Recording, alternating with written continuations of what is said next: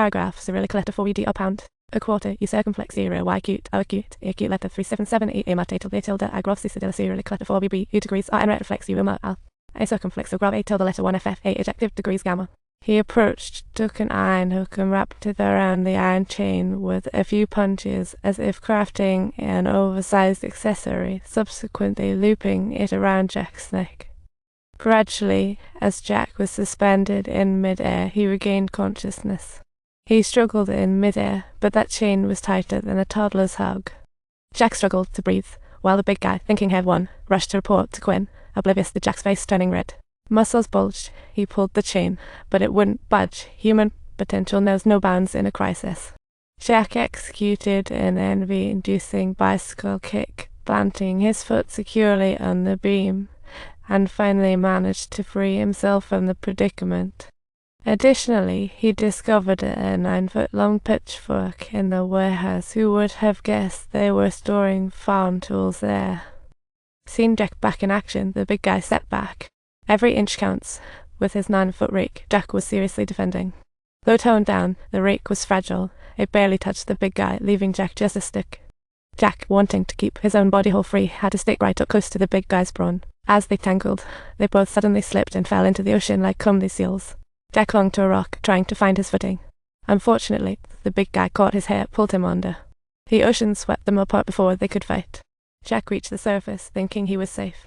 Sadly, the big guy pulled him down again, this time with deadly scissor kicks. With Jack's neck caught, he aimed for the big guy's head through the hole left by the rake. Both were submerged. Jack landed a blow on the big guy's throat, and when he reached the shore, he thought he had won this round. But out of nowhere, the big guy appeared behind him again. Jack sprinted ahead like he was late for a meeting. The big guy limped in after Jack. As Jack reached the security room, the big guy rushed in. Just as Jack aimed, the big guy acted quickly. Just as the big guy reached for the desk, Jack served him a mouthful of fire extinguisher. The screen in the security room went haywire while Jack lifted a monitor and smashed it over the big guy's head. Next, he opened fire on the big guy, but physical advantage and all, it was still a wild brawl. The big guy swiftly overpowered him, and this time it was the big guy who finally emerged victorious. Jack went to the mansion to aid Susan and team. While fighting the big guy, Susan's team divided walls. Baker was helpless. Waiting in the storage, someone changed to a white shirt to blend in at the party. Baker gave Susan a master key. This key opens any door. Susan can use it to find the big guy, but Jack was knocked out again. In the storage room, Jack put on a white shirt, posing as a waiter, while Baker gave Susan the universal key. This key opens all doors, letting Susan hunt her informant. Meanwhile, Baker had told his goons how to reach the boys' room. That way, the thugs could find the kid and drag him back to the storage room. You know what they say, plans never go as planned. When goons reached the kid, Baker's door opener appeared, forcing them to pull guns out and toss them into the toilet. They shut the lid, prepared to close the door discreetly. When distracted, the opener blew his top. The two fought in the bathroom. Due to his age, the thug was defeated and tossed aside. The door opener planned to retrieve the gun to kill his underling, but the underling quickly shoved a razor into the toilet. The two descended stairs, overhearing Quinn's deal plans. They had to change routes. After searching rooms, Susan found a locked one. Inside was her informant. No wonder Quinn wanted to sell him. I admit, the informant looks good. Susan tried to leave with him, but drugged, he fell back onto the bed.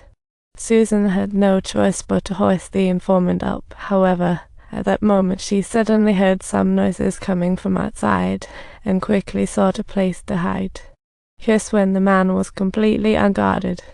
She emerged from behind the curtain, but the buyer remained calm. If Susan pulled the trigger, she might not survive. Susan and her informant were in danger. Jack had reached the deal warehouse, scanning for a weapon.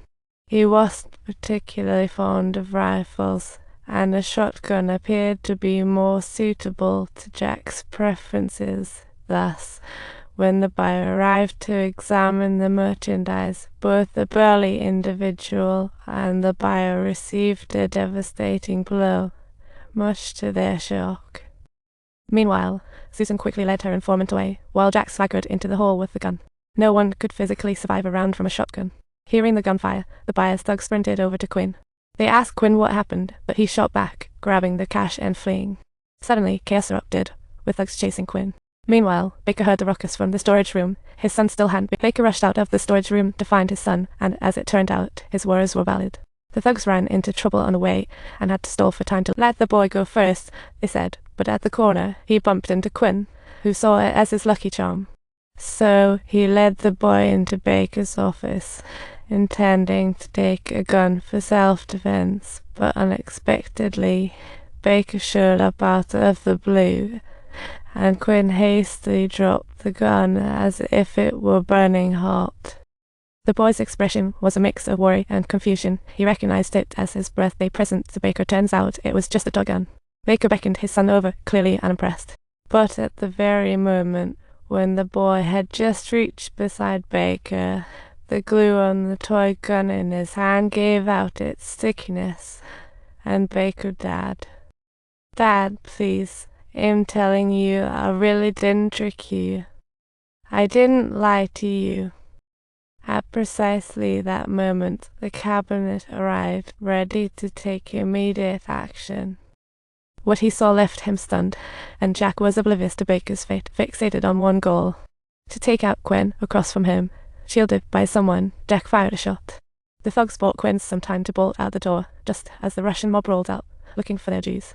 Jack wasn't about to let these guys take. The mobsters deliberately showed Jack the situation around, making it clear to him that they had men and guns everywhere, but even with such overwhelming force displayed as if it was just another casual day, Jack stood firm until the cabinet arrived in the nick of time with a substantial amount of cash for a final confrontation. Subscribe to our channel for more hilarious content, and make sure you don't miss out on any epic moments.